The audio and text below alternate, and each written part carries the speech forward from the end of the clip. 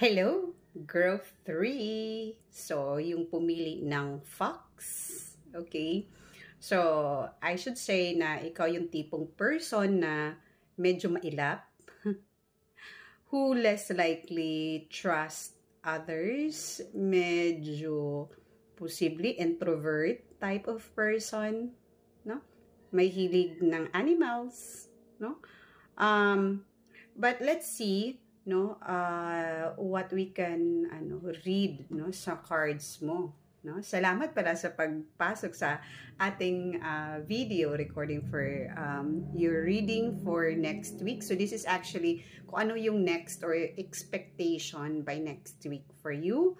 So possibly na marami kayong pumili nito, but let's see kung ano ba yung makikita natin, no? Most probably yung iba dito are still studying or students, but let's see.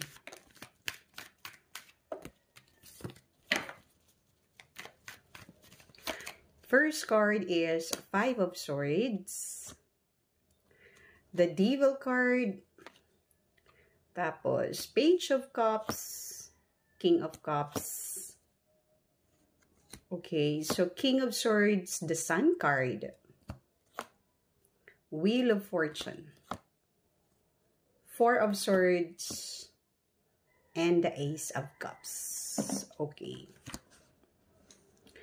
Siguro, no, I can see here na ganito siguro yung personality mo because may traumatic experience ka siguro about sa relationships, about sa mga tao na nakapalibot sa iyo who betrayed you.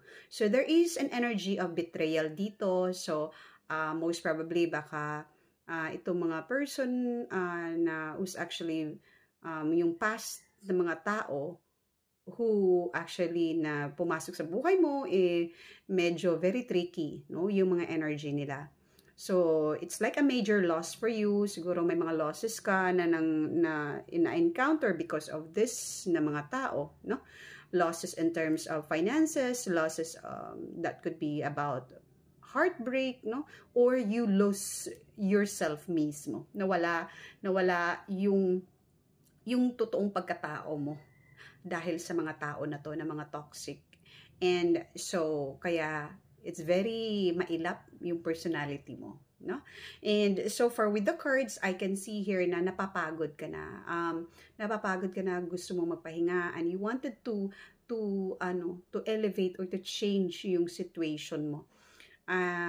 There is so much desire. Like, alam mo, sa nakikita